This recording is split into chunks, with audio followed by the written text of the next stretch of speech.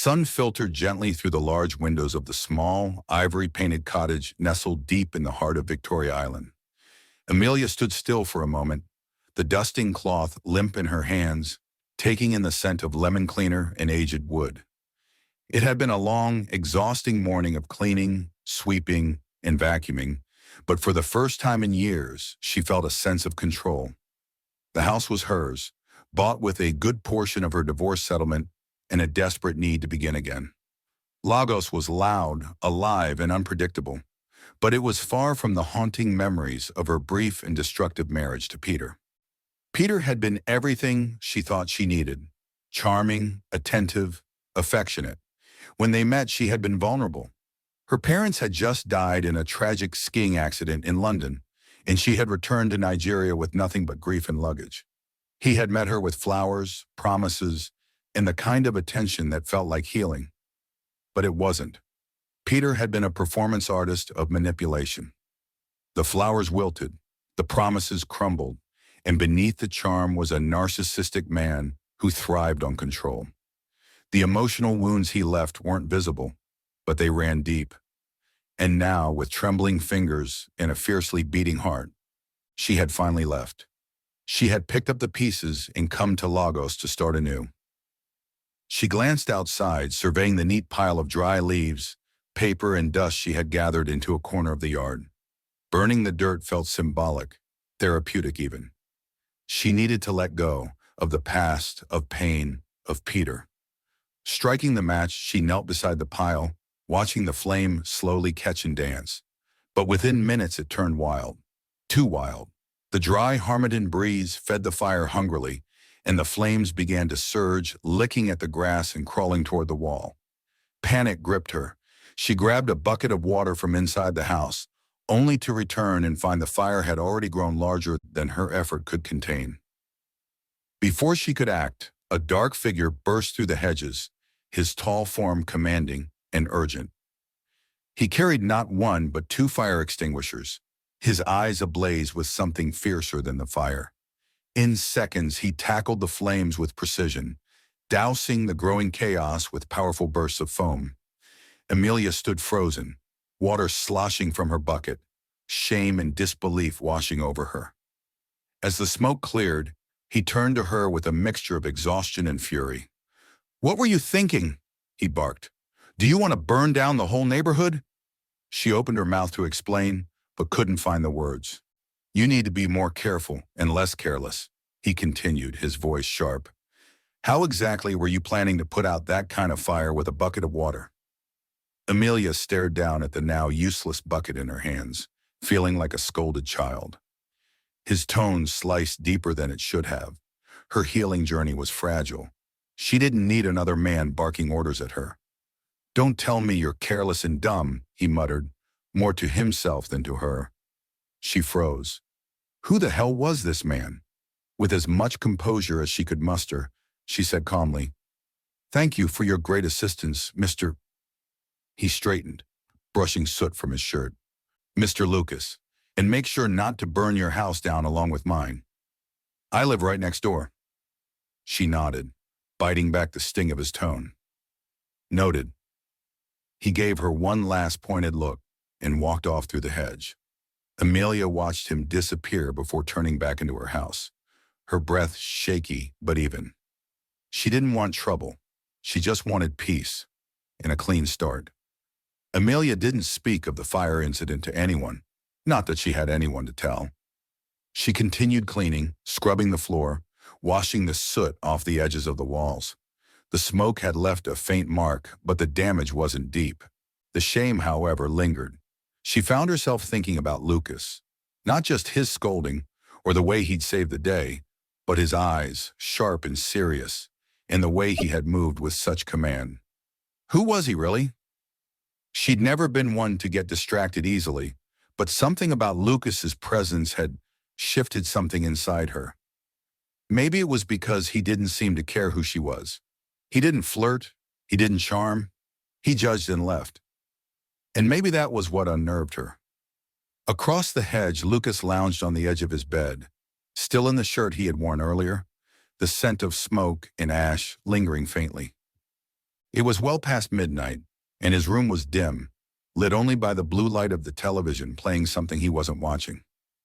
He'd been flipping channels for hours, tossing and turning in bed like a man unsettled. He couldn't get her out of his head. The woman with the careless fire and the careless eyes. She had looked at him like he was annoying, not impressive. That wasn't something Lucas was used to. Women didn't just brush him off, they blushed. They batted lashes, they lingered. But not her. No apologies, no excuses. Just a nod, a thank you, and back to scrubbing floors. He sat up and ran a hand over his jaw. It wasn't just that she was beautiful, though she was. It was something else. A calm around her that felt a little too quiet. A sadness in her eyes he hadn't noticed until after he'd calmed down. He didn't do curious. He didn't chase. Lucas had everything he wanted. The cars, the estate, the private beach house in Ibiza, and an endless line of women who smiled too easily. Happy ever after wasn't in his dictionary, yet here he was, thinking about a woman with a soot-streaked cheek and a bucket of water. He sighed and threw his head back on the pillow. Forget it, he muttered, but he couldn't. And on the other side of the hedge, Emilia sat in bed, reading a worn novel and failing, not to picture the stranger with fire extinguishers and fury in his voice. Neither of them knew it yet, but that fire had started more than flames. It had sparked something neither of them was ready for. Lucas had been working from home for days now. The weather had taken on a familiar chill, a rare coolness in Lagos that made most residents turn to their fireplaces or chimneys for warmth. He was no exception. That morning he had ignited a small flame in his own chimney, appreciating the soft crackle and glow as he immersed himself in spreadsheets and contracts. But around mid-afternoon, needing a break, Lucas stepped out onto his poolside lounge. He sipped a glass of chilled mango juice and leaned back, letting the breeze wash over his skin, until something caught his eye. Thick, dark smoke billowed into the sky from the direction of his neighbor's cottage. No, not again. Dropping his glass, he rose and moved to the edge of the fence. Sure enough, the smoke was coming from her chimney. Disbelief curled into frustration. This woman, he muttered, she really loves fire. He didn't waste another second. Fire service or not, he wasn't going to sit back this time. He leapt over the low wall dividing their yards and made his way to her front lawn. There she was, calmly tending to a small flower bed, as if her roof wasn't one flame away from collapsing. "Are you serious right now?" he demanded. Emilia looked up, a bit startled, but instantly sighed. "You again. Your house is literally on fire, and you're here gardening." She stood up and dusted her palms. "It's just the chimney. It's been really chill today, and I wanted to be warm, that's all." He didn't reply. Without another word, Lucas ran into the house. The fire hadn't spread much yet, but another 5 minutes, and it could have gotten dangerous. He grabbed the fire extinguisher mounted near the entry and got to work, forcing it under control just as the fire service arrived. The firefighters helped douse the remnants and check the damage, but the aftermath was obvious. Smoke had crawled into every crevice of the cottage. The cozy walls were now stained, the living room damp and cluttered with foam and ash. Emilia stood in the doorway, visibly shaken. She turned slowly, her voice barely audible. "It wasn't supposed to get this bad." Lucas looked around and then at her. "This place isn't safe for the night. Get a bag and come with me." She blinked. "Excuse me? You're not staying here tonight. Get a few essentials. You're coming to my house. We'll figure this out tomorrow." She shook her head. No, I'm fine. I'm not asking," he cut in, firm but calm. "You need a warm bed and a hot meal. That's it. Let's go." Emilia hesitated. This was the same man who had insulted her, called her careless and dumb. And now he was offering kindness? Protection? Who was this man? And why did she suddenly feel like she needed saving? She turned back, walked inside, and grabbed a small bag. Minutes later, she was sitting in Lucas's sleek, black SUV, her heart pounding louder than ever. As they pulled out of the driveway, leaving her smoky cottage behind, she whispered to herself, "What in God's name am I doing?" They arrived at his mansion just as the skies began to deepen into a romantic dusk. Emilia sat quietly in the passenger seat, unsure of what to make of Lucas anymore. The same man who had snapped at her so bluntly now exuded calm, cool hospitality. As they stepped into the house, she was taken aback by the grandeur. Sleek marble floors, soft recessed lighting, and elegant touches that hinted at a refined taste. She hadn't expected it to be this stunning. "Make yourself at home," Lucas said casually, removing his jacket and tossing it on the couch. "The house help should be back soon to whip up dinner. But if you're hungry, I can throw something together myself." "I'm fine," she replied quickly, but Lucas just stared at her, a brow arched. "You can't come in here, almost burn your house down and then not eat." "I insist." Before she could respond, he nodded toward the hallway. "Come, I'll show you to your room. Take a shower, get comfortable. I'll go have mine. We'll meet at the dining table." The room he led her to was beautiful. Warm tones, soft linens, and a faint scent of lavender. She stood there for a moment, overwhelmed by the strangeness of it all. Just days ago, her life was cloaked in dust and ash. Now she stood wrapped in comfort, in a stranger's home, who was both cold and kind. As she ran herself a warm bath, she explored the space. The bathroom was exquisite. Mosaic tiles, gold-trimmed fixtures, and a large soaking tub that begged her to forget her troubles, even if just for a moment. She slipped into the water, letting it cradle her aching muscles and scattered thoughts. Wrapped in a towel, still undecided on what to wear, a knock startled her.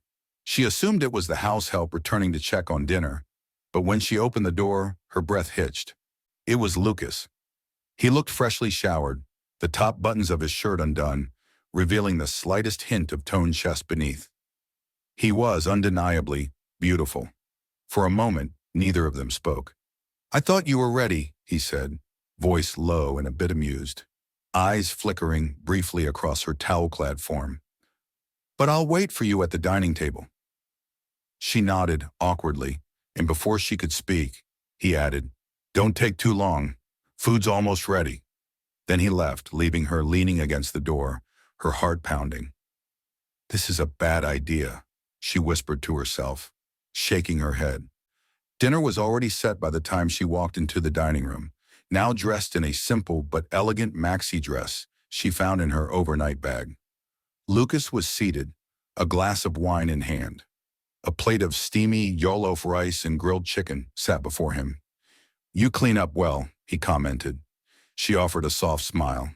"Thanks. Smells good." "House help just left. But I seasoned chicken myself," he said with a wink. She couldn't help but laugh, and it was a strange sound, free, light. As they ate, the atmosphere shifted. Lucas was no longer the man who had insulted her outside the cottage. He was relaxed, playful, and curious. "So what do you do when you're not starting fires?" he teased. She rolled her eyes with a smile. "I work from home. I'm a software engineer." "No, seriously, you don't look the type." "What does that mean?" she asked, laughing. "You just seem artsy, creative, not someone who writes code all day." "Well, I do. I studied in London. Moved back after after everything." Lucas caught the pause. "Why Lagos? Why that cottage? And why are you always doing everything by yourself? You clearly need help." The smile on her face vanished. Her eyes darkened, her fork stilled. Lucas knew instantly he'd said too much. "Sorry, forget I asked. I didn't mean to pry." "No, it's fine." She took a breath. "I moved to Lagos because I had no one else. My parents died in a skiing accident, and after my marriage, I needed to start over. That cottage? It's all I could afford with what was left after the divorce, and I do things alone because I have no one. I'm all I've got." Lucas sat back in his chair, stunned. "I was married for 3 years," she continued, "to a man who drained the life out of me, Peter. At first he was perfect, sweet, kind, but it was all a lie. He love-bombed me, And by the time I realized who he truly was, I was already trapped. Lucas's jaw tightened. He refused to work, stole from me, constantly lied. When I'd speak up, he'd lash out, sometimes with words, sometimes with his hands. I tried to fix it. I stayed for 2 more years thinking love could heal him. But I was breaking, every day, until I couldn't anymore. I left. Lucas was fuming inside. Any man who laid hands on a woman was not a man, and to hear how she had been manipulated, stripped of dignity, it made his blood boil. Yet as he looked at her now, he realized something else. She wasn't just broken, she was surviving, healing, trying. "I'm sorry," he said, voice softer than she expected. She gave a slight nod, pushing food around her plate. "I don't usually ask this many questions," he said, trying to smile. "I'm not the sensitive type." "Oh, I could tell," she replied dryly, and they both laughed. Lucas leaned back in his chair, watching her. She was unlike any woman he'd met. Most women were drawn to him. His money, his confidence, his looks. He never got attached. Casual encounters, no strings. But Emilia didn't seem to care about any of that. She intrigued him. "What about you?" she asked, sipping her drink. "What do you do, apart from playing fireman?" He chuckled. "Architect. I design homes, mostly high-end projects." "Interesting. So you build the homes people dream of. And you probably build the systems that run them," he said, raising his glass in a toast. She smiled and clinked hers gently against his. The evening ended with less awkwardness than it started. She offered to do the dishes, but he waved her off. As she walked back to the guest room, Lucas watched her retreating figure and felt something stir inside him. Echo. He didn't do relationships. He didn't do emotions. But this woman, this fire starter with a wounded heart and fierce independence, was getting under his skin. And for the first time in a long time, he wasn't sure that was a bad thing. After dinner, they sat for a little while longer in the grand living room. The soft hum of jazz music played in the background, filtering through hidden speakers, and the golden lights gave the entire room a serene, calming glow. They didn't talk much more. A few laughs here and there, some soft silences that weren't uncomfortable. Then they said their goodnights and retired to their respective rooms. Lucas lay in bed, staring at the ceiling. Sleep wasn't coming easily. For a man who had always lived life on his terms, no commitments, no attachments, no complications, he was surprised by how much this woman was affecting him. Emilia was different. She wasn't trying to impress him, wasn't throwing herself at him like others had. She was beautiful, but it wasn't just her looks. There was a quiet strength in her, an honesty that pulled at him. He had never believed in love, not the forever kind. He had seen too many fake versions of it, women pretending, men manipulating, hearts broken for selfish reasons. But something in her story shook him. She had loved and lost, not through death but through disappointment, through betrayal. She had given everything and received nothing. Lucas never thought of himself as someone who could care deeply, but something inside him had shifted. He wanted to protect her. The thought scared him. He got out of bed, walked out onto the balcony overlooking the city, and pulled out his phone. It was late, but he didn't care. He made several calls to a cleaning agency, a renovation company, an interior design team. If Emilia was going to heal, she couldn't do it in a burned, broken-down cottage. He remembered exactly where she had placed her spare key before they left earlier. When the workers arrived early the next morning, he gave them access and instructed them to transform the space. It was no longer about charity. It was about giving her something that reminded her she was worthy of comfort, of beauty, of love. They worked all morning and into the afternoon. The cleaning crew scrubbed every inch, making the walls, windows, and floors sparkle. The renovation team fixed the minor burns and damages caused by the chimney fire. New appliances arrived: a refrigerator, stove, microwave. He even had fresh groceries delivered, stocked with everything she might need. Little touches, like soft throw pillows, an art piece for the wall, and delicate lighting fixtures completed the transformation. Lucas made sure Emilia remained at his home the entire time. He distracted her with small talk, asked about her favorite movies, got her laughing over breakfast, and even challenged her to a chess game in the lounge.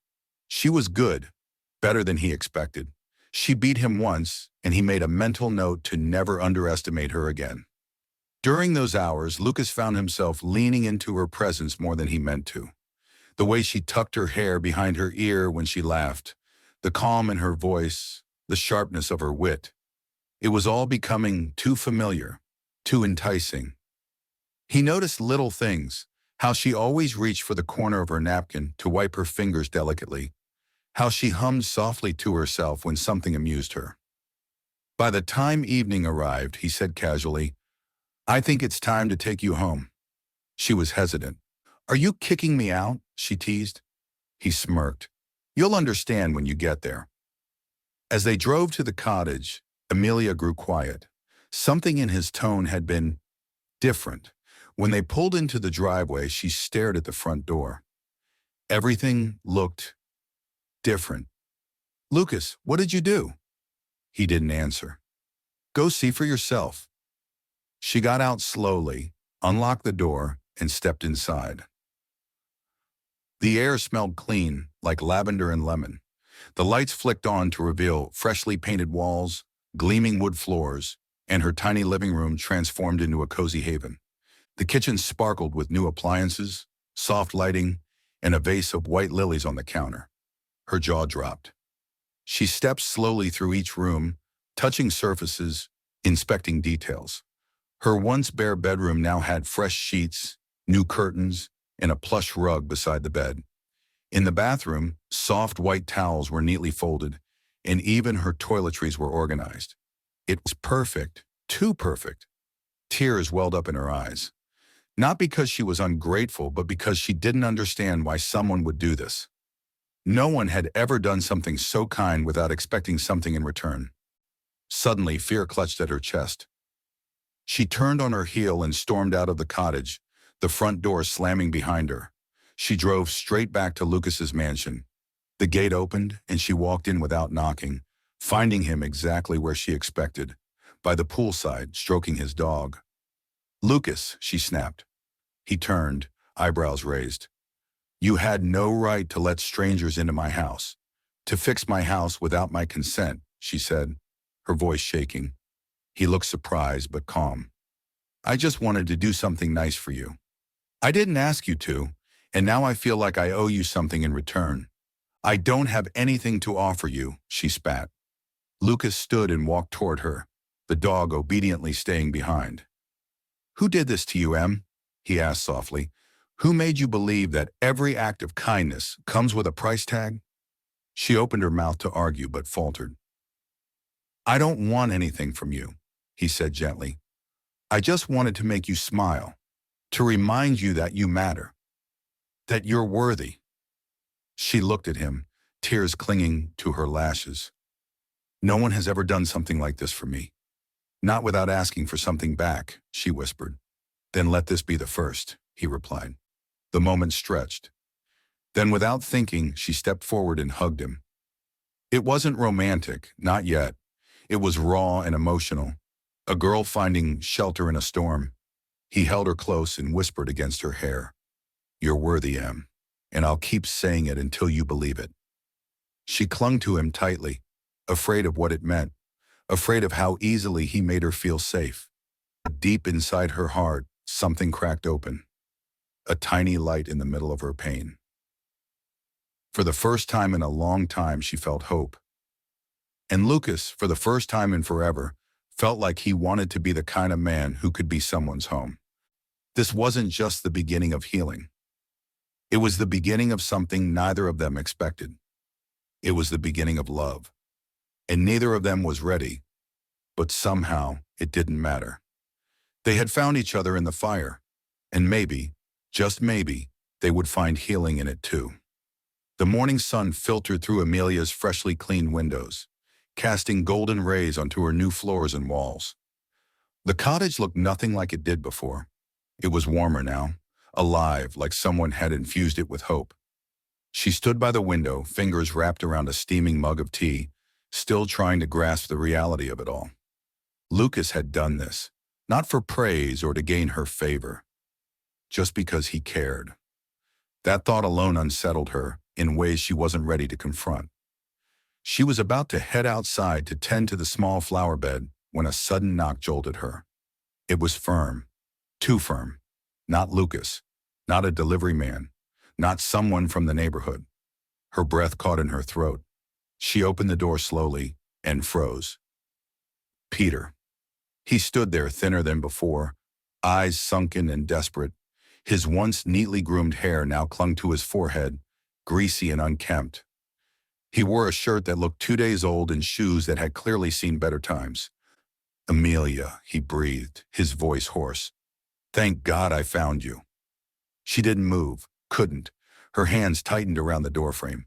"What are you doing here?" she asked coldly, her voice low and sharp. I've made mistakes. I know that now," he said, wringing his hands. "I've been lost without you. The money, it's gone. I was stupid, Em. So stupid. But I'm here now. I want to fix things. We can start over." "Start over?" she cut him off. "After everything you did to me? You think I would ever—" "Please," he interrupted, stepping forward, his eyes wild now. "I'm begging you. Just a place to stay.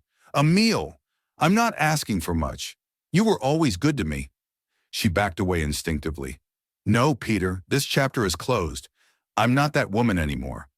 His face twisted in frustration. "So what? You're with someone else now? Some rich guy fixing your life like you're some damsel in distress? That's none of your business. Leave now," she said firmly. But Peter wasn't listening anymore. "You ungrateful little—" he snarled, stepping inside, grabbing her by the arm. "I gave you 3 years of my life, and now you think you're better than me? Let go of me," she yelled, struggling. In the midst of the chaos, the front door swung open. Lucas. He had come by to take her out for lunch, something light to distract her, to brighten her day. But instead, he found her fighting off a man. This man, clearly trying to hurt her. "Hey!" Lucas bellowed. Peter turned just in time to see a fist flying toward his face. The punch was swift and brutal. Peter staggered back, crashed into the small coffee table, then dropped to the floor, blood spilling from his nose. Lucas stood over him, his chest heaving, fists clenched. "Touch her again and I swear—" Emilia was frozen. Her whole body was trembling. The past had just clawed its way back, and for a moment, she was that helpless woman again. Lucas turned to her, his face softening instantly. "Em, come here." She collapsed into his arms, hugging him so tightly, her entire frame shaking with the force of it. "Thank you," she whispered, voice cracked. "Thank you for coming to my aid." He held her close, protectively, as the sirens began wailing in the distance. The police arrived moments later. Lucas had already called them, while she was frozen in fear. They took Peter away, still cursing and yelling, until he was silenced by the car door slamming shut. Lucas didn't ask, he didn't say much. He just led her back into the cottage gently, helped her gather a few things, then took her back to his place. "You're staying with me," he said with no room for argument. "I'm not letting you out of my sight."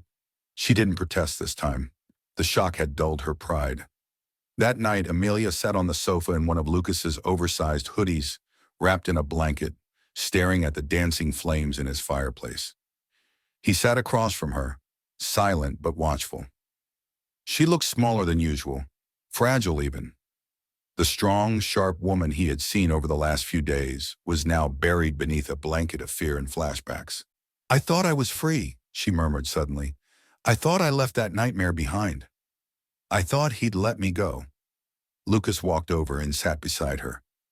"He won't come near you again, Em. Not as long as I'm breathing." She turned her eyes to him, red, teary, but fierce. "Why do you care so much?" He stared into the fire for a long moment before answering. "Because you deserve better. Because no one should have to live in fear. Because—" he hesitated. She turned to face him fully now. Because? Lucas inhaled deeply, then looked straight into her eyes. Because I care about you more than I want to admit, and it's driving me insane. Emilia blinked, stunned. I know I'm not perfect, he continued. Hell, I've been the opposite of what a good man should be most of my life. I've never believed in forever, or loyalty, or love. But you've changed something in me. And tonight, when I saw him about to hurt you, something inside me snapped. I knew I'd never forgive myself if anything ever happened to you. She swallowed hard, emotions tangled in her chest. I don't know what the future looks like, Lucas said quietly, but I know I want you in mine. Tears rolled down her cheeks silently. For the first time in years, someone wasn't asking her to sacrifice. Someone was offering her a place to heal. But why me? She asked, her voice small. He smiled faintly. Because you're real. Because you're strong. And you don't even know it. Because when you look at me, I feel like I could be a better man. Silence stretched between them. Lucas reached out, gently brushing her hair away from her face. You don't have to say anything now. I just needed you to know. Emilia nodded slowly. Then leaning into his shoulder, she whispered, Thank you for seeing me, for saving me. He rested his chin on her head and wrapped an arm around her. You're safe now, Em, with me. But deep inside, he wondered, would she ever believe it was real? The days after Peter's arrest were strangely quiet, but not heavy. Lucas remained steady, never pushing, always present. He didn't try to fix Emilia with empty words or force her to smile through the pain. Instead, he created a space where she could just be, and slowly that space became her sanctuary. Each morning, Lucas would leave a small note beside her tea.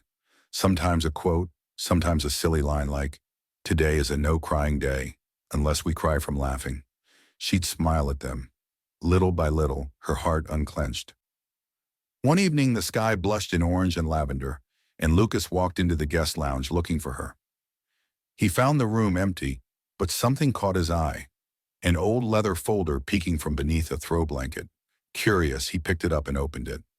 Inside were drawings, dozens of them. Stunning charcoal sketches, soft watercolors, pencil strokes so alive they seemed to breathe. Portraits of faces, some sad, some laughing, all of them real. Moments captured in ink. A woman curled up on a windowsill. A child reaching for sunlight. A man crumbling into smoke.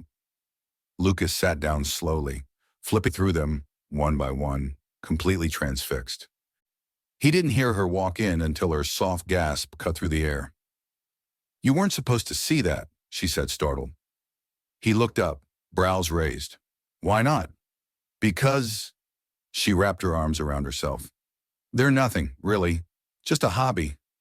I don't even think they're good. I've never shown anyone. People wouldn't care. Lucas stared at her for a long moment. Then he stood, closing the folder gently. Emilia, he said seriously, you have more talent in your little finger than half the artists I've seen at exhibitions. These pieces are stunning, she laughed nervously, brushing her hair behind her ear. You don't have to say that. I'm not just saying it, I mean it. These are honest. They feel that's rare. This, he lifted one of the sketches. This is you, isn't it? She nodded slowly. I see you now, he said, and I think it's time the world does too. Emilia didn't know what Lucas had done until 3 days later. He came into the kitchen one morning, unusually excited. We have somewhere to be today. Where? Just trust me. The car ride was filled with anticipation, and when they pulled up in front of a modern art gallery in the heart of Lagos, Emilia froze. Lucas, what is this? He didn't answer, just smiled, took her hand, and led her inside.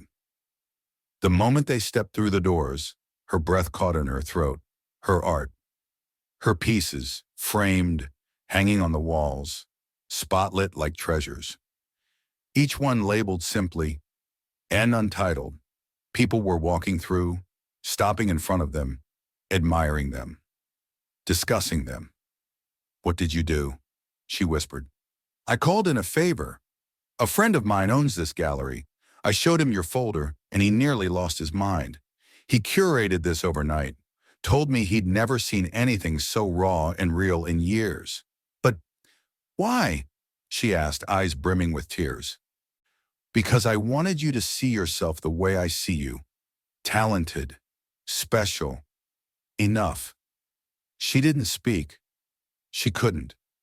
The words wouldn't come. She walked slowly through the room, taking in the reactions of strangers standing before her work.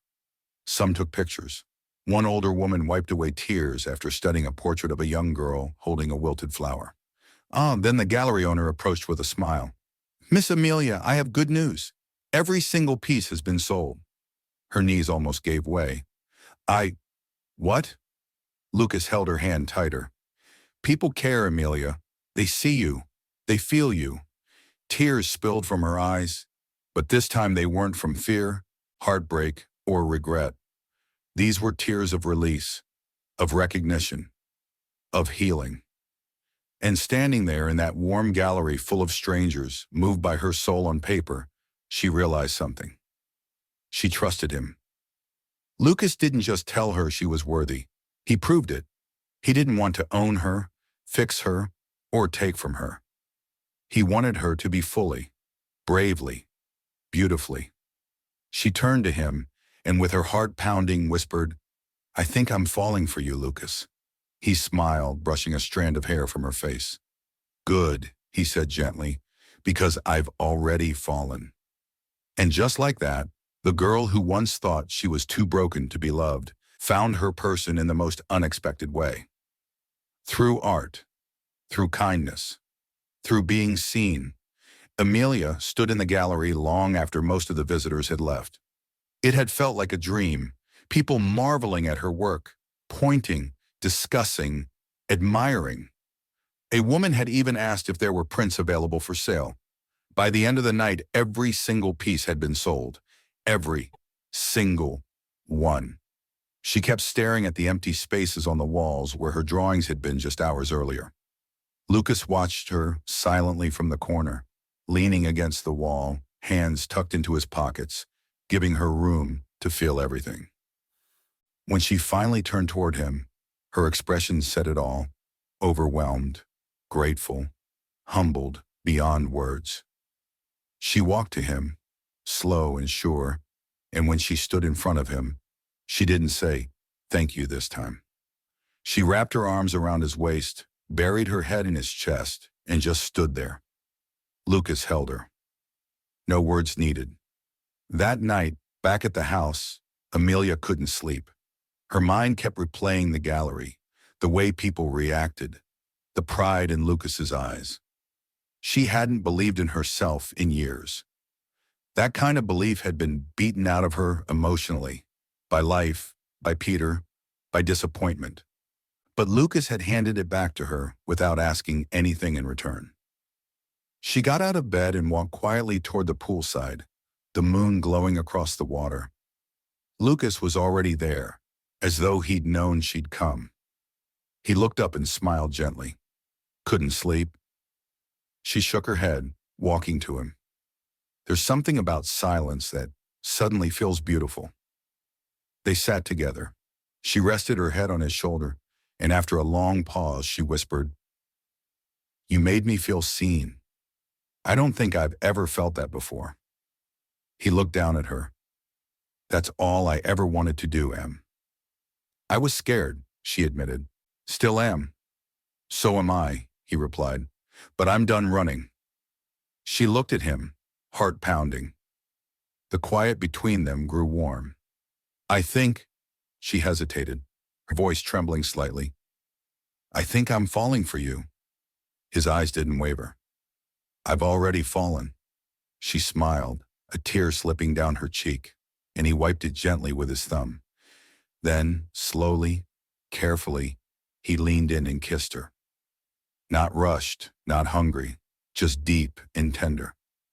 It felt like home, like a beginning. She kissed him back. No walls, no fear. Just them. When they pulled apart, Lucas whispered, "You're not alone anymore, Emilia. Not ever again." And for the first time in years, she believed it. The days that followed were nothing short of beautiful. Lucas and Emilia moved with a new rhythm now. Their connection felt like sunlight, gentle, persistent, and healing. They cooked breakfast together, teased each other over card games, and spent long hours talking about everything and nothing.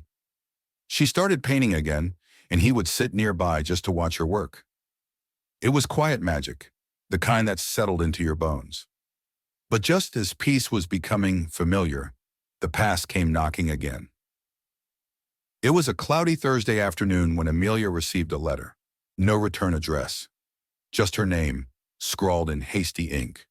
She sat on the porch, fingers trembling slightly as she opened it. Inside were a few photographs, old ones, of her and Peter from years ago.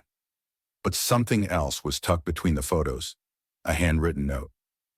"You may have run, but I still remember. And I'm not done with you yet. P." Her heart stopped. She stared at the words, unable to breathe. After everything, after his arrest, after her healing, he still had a grip on her. The shadows she thought she had left behind were clawing back at her light. Lucas came outside moments later, a cup of tea in hand, but when he saw the look on her face and the crumpled letter in her lap, he knew. "M," he said, his voice steady but low. "What is it?" She handed him the letter without a word. His eyes narrowed as he read it. He folded it slowly, face unreadable. "I'll handle it." "No," she said quickly. "I don't want to drag you into this again." He knelt in front of her. "Listen to me. You don't have to fight alone anymore. We do this together." That night, Lucas made calls. Friends in security, private investigators. He wanted Peter tracked and watched, not to harm him, but to ensure Emilia's safety. A few days later, they learned Peter had been released on bail and was attempting to manipulate others into intimidating Emilia, trying to scare her back into silence. But this time, she didn't crumble. With Lucas beside her, she filed an official restraining order. And when Peter's threat grew bolder, sending another message through a mutual acquaintance, Lucas had a quiet but firm conversation with the man. Word spread, and Peter vanished once more. The twist hadn't broken them. It had only clarified something essential. Emilia wasn't just surviving anymore. She was choosing to live, and she wasn't doing it alone. Weeks later, Emilia stood in front of a blank canvas in her new art studio, courtesy of Lucas, who insisted she deserved her own space. As she dipped her brush into paint, she turned and looked at him. "I was so scared when that letter came," she said softly. "Not just of Peter, but of losing us." Lucas smiled, walking over to wrap his arms around her from behind. "You're not going to lose me. Not ever." "How can you be so sure?" "Because I've found the one thing I never thought I'd want you. And that kind of love. You don't let it go." She turned in his arms, heart full. "I love you, Lucas." He kissed her forehead. "I've loved you longer than I realized." And as they stood there, paint on her fingers and love in their eyes, Emilia knew. This was what healing looked like. Not perfect, not easy, but real. Together they had conquered the shadows, and now they would grow in the light. Not perfect, not easy, but real. Lucas tilted her chin gently, his gaze firm and full of emotion. "I know your heart is still healing, Em, and I know it's going to take time. But I'm here for all of it. The hard days, the silent moments, the fears you try to hide. I want it all." Tears pooled in her eyes. But for once, they weren't from pain. They were from peace. "I never thought I'd find someone who sees me and stays," she whispered. "You don't have to hide anymore," he replied. "Not your past, not your art, not your light." He leaned in and kissed her. Not with urgency, but with assurance. It was a kiss that said, "You are safe, you are mine, and I'm not going anywhere." Later that evening, they sat on the porch of her now beautiful cottage, watching the sky turn from gold to violet. The faint hum of crickets in the background blended with the soft music drifting from inside. Her head rested on his shoulder, his fingers lazily drawing circles on her arm. "I want to turn the spare room into an art school," she said suddenly. Lucas turned to her, surprised. "You do?" She nodded. "For women like me. Women who were told they weren't enough, who were told to shrink their dreams. I want them to find color again. I want them to find themselves again." He grinned. "Now that's the woman I fell in love with." She chuckled. "It's scary, though." "Good. The best things are." He squeezed her hand, and in that quiet space between their words, something new settled between them, certainty. The small twist that threatened to derail them had only solidified what they already knew. They weren't just in love, they were partners in healing, partners in life. That night as they climbed into bed, Lucas pulled her close and whispered, "One day, you're going to realize you're stronger than everything that tried to break you." "I already do," she replied, "because I finally have someone who reminds me of it every single day." And in the hush of that sacred moment, beneath the stars and behind closed doors, their love bloomed, bold, beautiful, and unstoppable.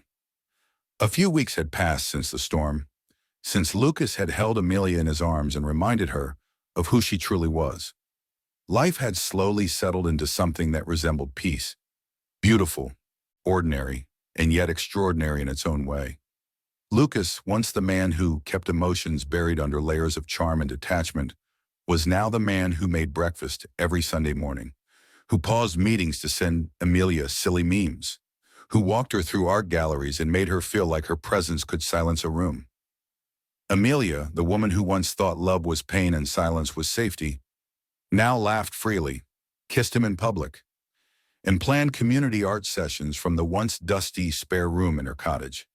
They were evolving, individually and together. One evening, Emilia stood in front of her easel, a new canvas, half finished. It was a portrait of two people walking into a forest, holding hands, with wildflowers blooming at their feet. Lucas stepped in quietly and watched her, awe glowing in his eyes. "You always paint your feelings," he said softly. She turned. "Is that a bad thing?" "No," he replied. "It's what makes your art more alive than most people's lives." She smiled, wiped her paint-streaked hands, and walked toward him. "I've been thinking." "Dangerous," he teased. She nudged him, laughing. "I want to open a small studio, not just for women, but for kids too. The ones in the neighborhood who can't afford classes, but have magic in their fingertips." Lucas took her hands in his. "Then we'll do it." She blinked. "We?" "Yeah, we," he said, pulling out a folded sheet from his pocket. It was a proposal draft, a blueprint of a space, sketches of gallery and classroom setup, and a list of names. Her name was at the top. Emilia looked at it, then at him, stunned. "Lucas, you inspire me, Em. You taught me that healing doesn't mean forgetting. It means growing through it, and I want to build something real with you. Something lasting." She opened her mouth to speak, but before she could, he pulled out a small box and went down on one knee, not in a restaurant or on some grand vacation, but in the center of her art room, surrounded by unfinished dreams that were finally being completed. "I never believed in love, until I saw it in your broken smile, until I felt it in your courage. Will you marry me, Emilia? Will you let me spend the rest of my life showing you that you are and always have been worthy?" Tears flowed freely as she nodded. "Yes, 1,000 times. Yes." They embraced, paint smudging both their clothes, laughter spilling between kisses. In that room of color and love and healing, a new chapter began. The weeks that followed felt like something out of a dream. Except this time, it wasn't one Emilia would ever want to wake up from. The morning sun poured through the windows of their shared home, lighting up a room now filled with vibrant canvases, framed sketches, and half-wrapped wedding gifts. The cottage, once a place of hiding and sorrow, had become a haven, a home bursting with life, color, and laughter. Wedding preparations were in full swing. Emilia had decided she didn't want a huge, over-the-top celebration. She wanted something intimate, personal. something that reflected their story, the quiet strength it took to love again after so much loss. Lucas, in his usual thoughtful way, had agreed, but that didn't stop him from going above and beyond. The invitations were handwritten and delivered with pressed wildflowers. The venue, a small botanical garden in the city, filled with blooming hibiscus, lilies, and soft lantern lights that twinkled like stars. He had chosen it because Emilia once said, "Flowers are proof that the world wants us to be happy, even after storms." But amidst the wedding planning, another dream quietly took shape. Her art studio. The space Lucas had shown her on paper months ago was now a real building. A light-filled corner studio in the heart of the community, where children came every Saturday to create. Walls were covered with drawings, sculptures, collages, each one signed proudly by tiny hands and used dreams. She called it Canvas of Hope. Opening day was magical. Emilia stood by the entrance in a cream blouse and jeans, her hair swept up casually, with paint on her fingertips and joy in her heart. Lucas, by her side, watched with pride as parents came in with children, neighbors stopped by to donate, and volunteers helped set up easels and color trays. One little girl, no older than 6, ran up to her with a crayon sketch and whispered, "I want to paint like you when I grow up." Emilia knelt and hugged her, blinking back tears. That night, exhausted and overwhelmed with gratitude, Emilia and Lucas sat by the fireplace at home. The wedding was only a week away, but in many ways they already felt married, bound by purpose, friendship, and the kind of love that makes you brave again. "You gave me everything," she said softly. "A second chance, a voice, a place to belong." Lucas held her hand. "You gave me reason, Em. For the first time, I'm not running from life. I'm running to it, with you." They clinked wine glasses and stared into the flames, dreaming of the life ahead. The wedding came as perfect as they'd imagined. Just close friends, light music, and vows exchanged under the stars.